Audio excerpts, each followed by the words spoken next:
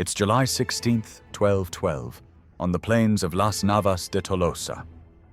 King Sancho VII of Navarre grips his sword as his cavalry surges toward the enemy's heart. Before him stands a wall that shouldn't exist. 3,000 camels arranged in defensive lines, their stench and noise designed to panic Christian horses. Behind the camels, rows of iron chains stretch across the sand, each link thick as a man's wrist, glinting in the Spanish sun. And beyond the chains, 10,000 men stand shoulder to shoulder, the Black Guard, African warriors who've sworn to die protecting their caliph. Sancho's charge doesn't slow. His horses crash through the camel line. Knights dismount mid-gallop, hacking at chains with axes while arrows slam into shields. The Black Guard braces. These aren't ordinary soldiers. They're fanatics, lances planted in sand, committed to sacrificial defense.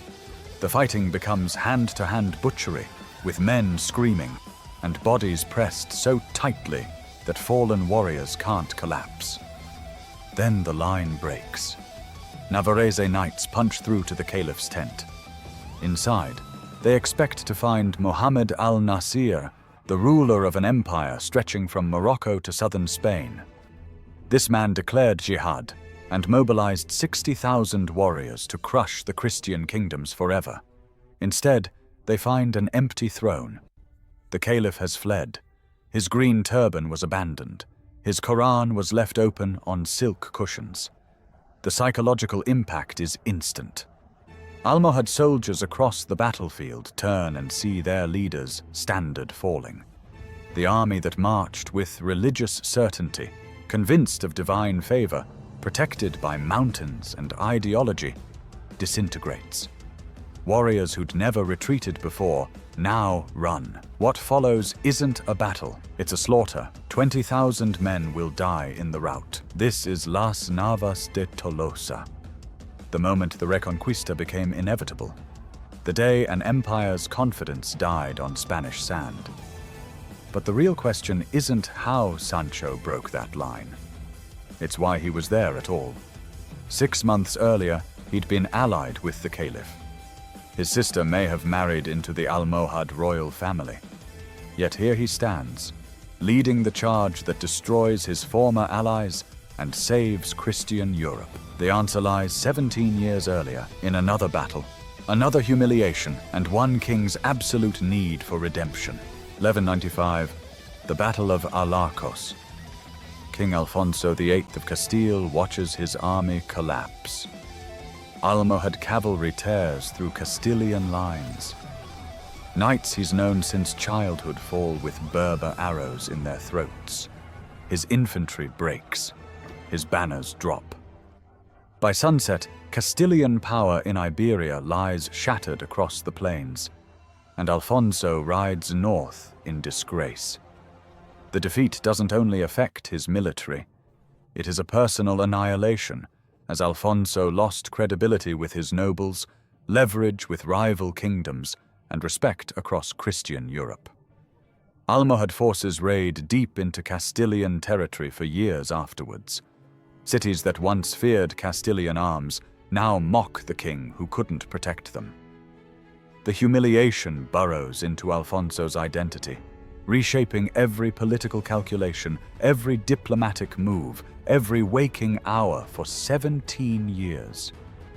You see, medieval kingship operates on prestige. A king who loses battles loses authority. Alfonso's nobles whisper. Rival monarchs dismiss him. The papacy questions whether Castile can anchor Christian resistance in Iberia. For Alfonso, the 12-12 campaign is not a strategy, but a matter of survival. He must transform catastrophic failure into a legendary triumph, or risk watching his dynasty crumble. This psychological burden becomes Alfonso's defining characteristic.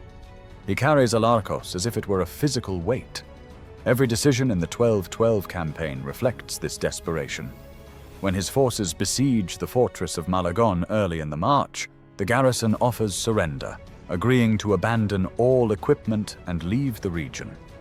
It's a standard medieval arrangement: quick resolution, minimal casualties, faster progress toward the main objective. But Alfonso refuses. He wants punitive victory, destruction. The garrison must be crushed and not accommodated. His allies, King Peter II of Aragon and the French Crusaders, intervene, arguing for pragmatic speed. They need to reach the main Almohad army before the summer heat and supply shortages weaken the campaign. Alfonso finally relents, but his initial refusal reveals the man beneath the crown, someone so haunted by past defeat that he craves emotionally satisfying revenge, even when it conflicts with immediate military logic. Yet this same desperate aggression proves strategically essential. Alfonso's reputation for uncompromising commitment convinces rival Christian kingdoms that this campaign is different. He's not seeking minor border gains. He's pursuing decisive confrontation.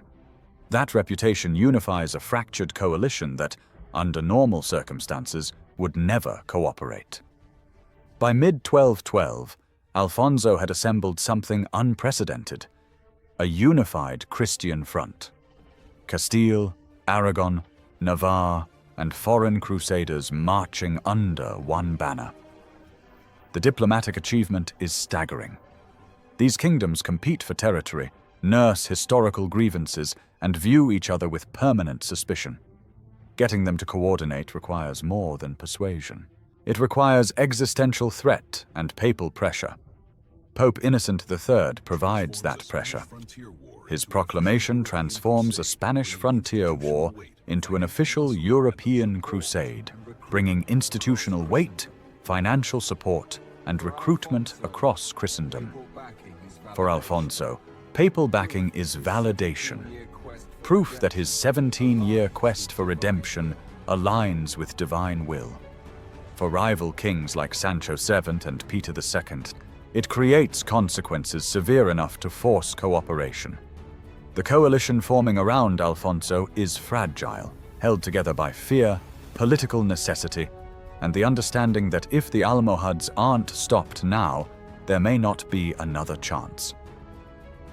Across the Strait of Gibraltar, Caliph Mohammed al-Nasir faces different pressures. The Almohad Caliphate spans North Africa and Al-Andalus, an empire built on religious rigor. The name Almohad translates to those who affirm the unity of God, a fundamentalist interpretation of Sunni Islam that justifies conquest and demands ideological purity. This strict doctrine fueled their initial expansion, allowing Berber warriors to carve out an empire from the ruins of previous Muslim dynasties. By 1212, the empire appeared monolithic but was fracturing beneath the surface. Tribal conflicts simmered, provincial governors grew in power, and the rigid religious framework that once unified the empire strained under dissent. Al-Nasir's response was existential. He declared jihad, mobilizing tens of thousands to confront the Christian threat and temporarily suppress internal divisions. The gamble was massive: 60,000 warriors, including the Black Guard, Berber cavalry, Andalusian infantry, and tribal auxiliaries. Logistics strained the empire, but symbolism mattered more. Al-Nasir positioned himself as defender of Islam in Europe. This ideological rigidity shaped the Almohad strategy. They sought decisive confrontation, confident that faith, numbers, and terrain, the Sierra Morena Mountains, would guarantee victory. The passes were brutal and defensible, and the Almohads controlled the main routes of travel. Victory seemed assured. What al-Nasir did not anticipate was human error. The Christians discovered an unguarded pass. That failure in reconnaissance would cost him everything. The Christian coalition gathering in Toledo during spring 1212 is a political miracle held together by fear. Start with King Sancho VII of Navarre. His participation is the most politically fraught element of the alliance. Navarrese politics have long involved opportunistic deals with Muslim powers. Sancho himself may have married al-Nasir's sister. Arabic sources place him in partnership with the caliph as recently as June 1211. He has personal, political, and possibly familial ties to the enemy. Yet here he is, committing Navarre's forces to the Christian coalition. Why? Likely papal pressure. Innocent III's transformation of the campaign into an official crusade creates consequences for non-participation. Refusing to join could mean excommunication, loss of papal support, and isolation from other Christian kingdoms. For Sancho, the political cost of staying neutral exceeds the personal cost of betraying recent alliances. This calculus reveals how medieval loyalty functions. Sancho's ultimate action is a magnificent military achievement and political betrayal simultaneously. He's saving Christian Europe by destroying former allies. The fluidity is stunning. Under the banner of religious solidarity, the most cynical political maneuvering proceeds without apparent contradiction.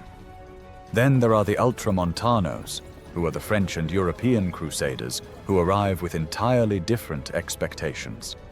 They view the campaign through traditional crusading ideology, a short, intense, spiritually rewarding pilgrimage. Fight the infidel, earn salvation, return home with glory and indulgences. The Iberian definition of Reconquista doesn't match. For Spanish Christians, this is domestic warfare, a grinding, multi-generational process of reclaiming territory from Muslim neighbors. It's not a pilgrimage, but homeland defense. The timescale is decades, and the reward isn't spiritual merit alone. It's survival. This fundamental disagreement creates a moral crisis. After the successful siege of Malagon, the Ultramontanos go home. The siege was taxing. The Spanish summer is brutal. The campaign shows no signs of quick resolution. From the French perspective, they've completed their penitential duty, participated in a crusade, captured a fortress, earned their indulgences. Mission accomplished. From the Iberian perspective, this is desertion. The main enemy hasn't been engaged. The real battle lies ahead. Leaving now abandons the coalition at the moment of maximum danger. But the departing crusaders likely don't see it that way. They fulfilled their vow. They aren't cowards. They're pilgrims who've completed their spiritual obligation. The contradiction exposes the myth of a unified Christian purpose. The crusade holds different meanings for different participants. Those seeking spiritual cleansing abroad operate under a different moral logic than those fighting for the survival of their homeland. The coalition continues, but it's smaller, more fragile, and entirely composed of Iberians who understand the stakes aren't theoretical. The coalition that finally marches south is unified by necessity, not faith. Castile, Aragon, and Navarre now coordinate because the alternative is worse. The Almohad threat is existential enough to override every other consideration. Barely. The Sierra Morena Mountains should have ended the Christian campaign. The range stretches between Castile and Al-Andalus, a natural defensive barrier formed by rugged peaks, narrow passes, and scarce water resources. Moving an army through this terrain means grinding physical hardship. Summer heat exceeds tolerable levels. Water sources are controlled or poisoned. Every pass is a potential ambush site. Every ridge could hide enemy forces. The Almohads know this. Their defensive strategy relies on the mountains doing most of the work. They position forces at major passes, confident that the terrain is impassable for a large Christian army. The logic is sound. Even if the Christians attempt crossing, they'll arrive exhausted, depleted, and vulnerable to immediate counterattack on the southern plains. Al-Nasir's confidence in this strategy reflects a critical intelligence failure. The assumption that major routes are the only routes. Those known passes represent all passes. That defensive complacency at secondary approaches is acceptable because those approaches don't matter. Then, a local guide, whose identity is lost to history, reveals an alternate route. The exact details remain unclear in available sources, but the strategic impact is absolute. The guide shows the Christians a pass that the Almohads haven't fortified, likely leading to the Puerto del Rey. This route bypasses the main defensive positions entirely. The months of Almohad preparation, the positioned troops, the controlled choke points, the entire geographic strategy become irrelevant. The Christian army emerges onto the plains south of the mountains from a supposedly secure flank. The Almohad forward forces experience immediate psychological shock. The enemy appears where they shouldn't be able to appear. The supposedly impassable barrier has been negated. Defensive assumptions collapse. This moment creates panic before the battle even begins. Almohad soldiers realized their leadership's strategic calculations were wrong. If the mountains failed, what else might fail? The confusion and disorientation accelerate the eventual rout when combat starts. The failure is one of intelligence and reconnaissance, rather than a limitation in military capability. Al-Nasir had the troops, the position, and the resources to defend the passes. What he lacked was accurate information about all possible approaches. The single human intervention delivers the element of surprise that negates the Almohad Empire's greatest defensive asset. Terrain doesn't guarantee victory. Knowledge of terrain does, and the Almohad soon discovered that they had never actually controlled the battlefield. July 16th, 1212. The armies meet on the plains. The Almohad deployment reflects al-Nasir's understanding of what's at stake. He can't afford a tactical retreat. He can't accept limited defeat. His legitimacy requires visible, absolute commitment. So, he positions himself at the center of his army and constructs a defense designed for maximum symbolic and psychological impact. The caliph's command post becomes a sacrificial altar. Al-Nasir wears the green dress and turban of his ancestral line. He holds a scimitar. He reads from the Quran. The imagery broadcasts a divine mandate. This position will not yield. The caliph stands with God, and his warriors must hold or die beside him. To protect this sacred center, the Almohads engineered a triple barrier system. First, approximately 3,000 camels arrayed forward. These animals serve a dual purpose. Their smell and movement panic the cavalry horses, while their mass shields disrupt the enemy formation with archers. Christian knights charging on horseback must navigate through chaos, their mounts skittish and uncontrollable, while Almohad archers loose arrows from relative safety. Second, rows of iron chains stretched across the approach. Each chain is heavy, designed to tangle charging horses and dismount riders. The chains destroy cavalry momentum, the Christians' primary tactical advantage. Knights who survive the camel line must dismount and advance on foot, hacking through metal obstacles under constant fire. Third, the Black Guard. 10,000 elite African infantry, fanatically loyal, positioned as the final human shield. These aren't regular soldiers. They're men committed to sacrificial defense, lances planted in sand, forming a living wall of steel and flesh. They expect to die in place. That expectation makes them extraordinarily dangerous, warriors with nothing to lose and everything to prove. This defense isn't designed for tactical flexibility. It's intended to inspire absolute terror and communicate unbreakable resolve. The message to approaching Christians: you can win, but the cost will be catastrophic. Every foot of ground will require blood. The caliph will not flee, and neither will his guard. The Christian coalition launches coordinated attacks across the entire front. Castilian forces press the Almohad flanks. Aragonese knights engage the center, but the decisive action comes from Navarre. King Sancho VII leads his cavalry directly toward al-Nasir's position. The charge requires extraordinary commitment. Any hesitation against such dense, layered defense means death. Sancho's knights crash through the camel line. Horses scream. Animals stampede. The formation barely holds. Navarrese warriors dismount, axes cutting chains while arrows slam into shields. Men fall. Others step over bodies, pushing forward through grinding metal and animal chaos. Then they reach the Black Guard. Close quarters fighting against men committed to dying is different from regular combat. The Black Guard doesn't retreat, doesn't break formation. They stand and fight until they are physically destroyed. Every foot gained requires killing the man in front of you, then the man behind him, then the next. The brutality is total.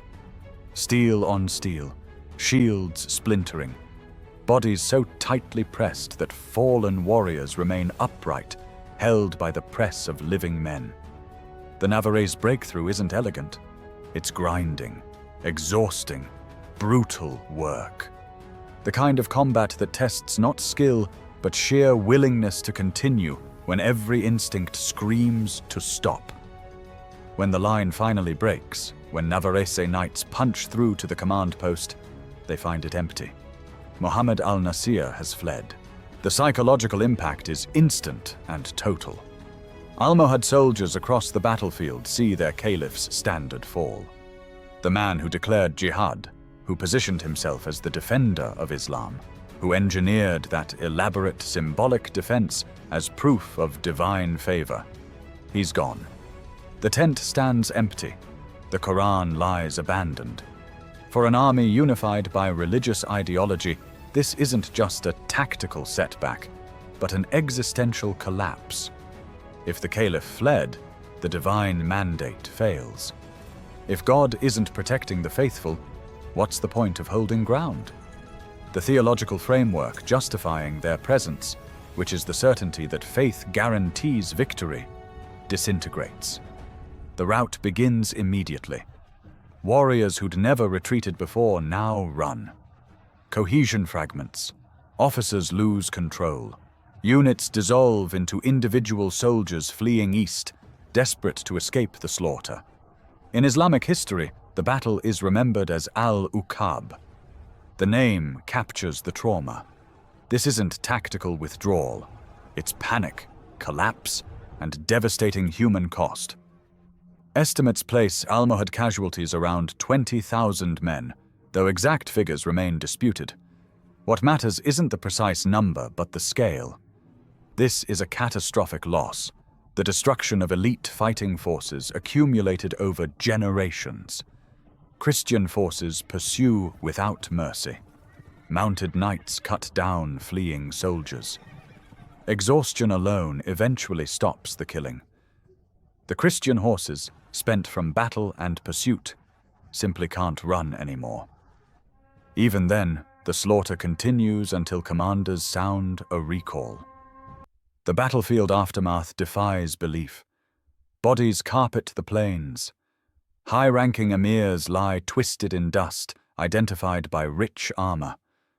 Riderless horses wander among the dead. The cream of the Almohad military was destroyed in a matter of hours. Yet even the victors pay costs. Pestilence and supply shortages prevent immediate large-scale exploitation. Alfonso VIII manages to capture nearby cities, but disease sweeps through Christian camps, killing soldiers who survived combat.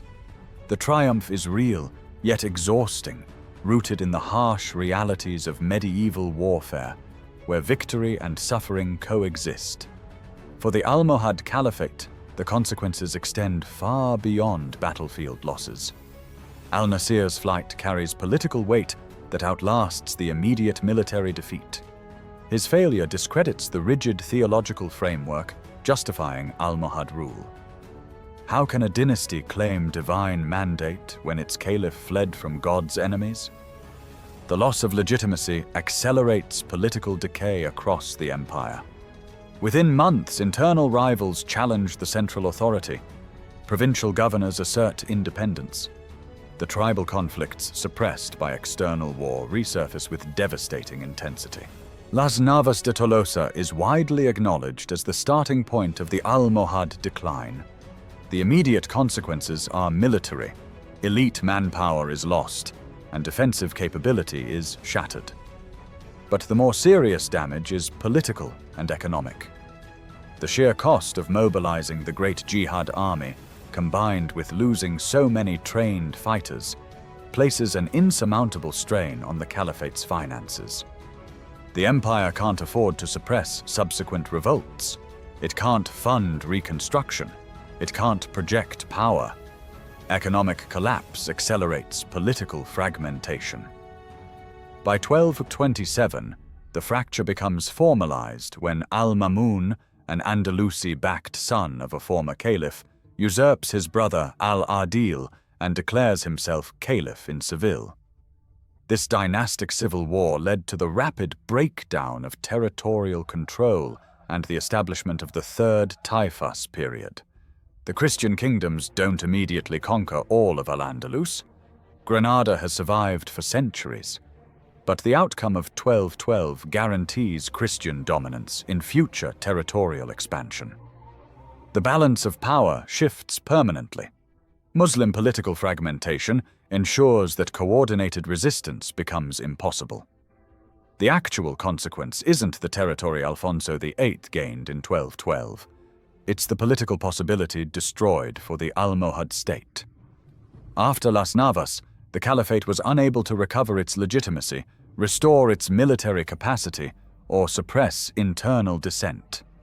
The empire continues to exist in name, but its adequate power comes to an end on those plains in July. Alfonso VIII died 2 years after his triumph, in 1214, but his legacy is secure. History remembers him as El de las Navas. 17 years of shame transformed into dynastic triumph. The gamble succeeded. The desperate need for redemption drove him to unify rivals, force a decisive confrontation, and shatter Muslim power in Iberia. For Muhammad al-Nasir, the aftermath is darker. He returns to Marrakesh in disgrace. His authority evaporates. Within months, he's dead, whether from natural causes or the political consequences of catastrophic failure remains unclear. The empire he tried to save through ideology and scale fragments under the weight of his loss. Las Navas de Tolosa demonstrates that the most profound consequences of war do not lie in maps and troop counts, but in psychological vulnerability and morale. Al-Nasir's flight, the single moment when divine mandate visibly failed, mattered more than any tactical maneuver. Sancho VII's charge through the Black Guard mattered because it broke not just a defensive line, but an empire's confidence in its own legitimacy. The battle reveals how medieval warfare was often driven by the pursuit of prestige. Kings who lose battles lose authority. Caliphs who flee lose divine mandate. Empires built on religious ideology collapse when faith fails to deliver victory.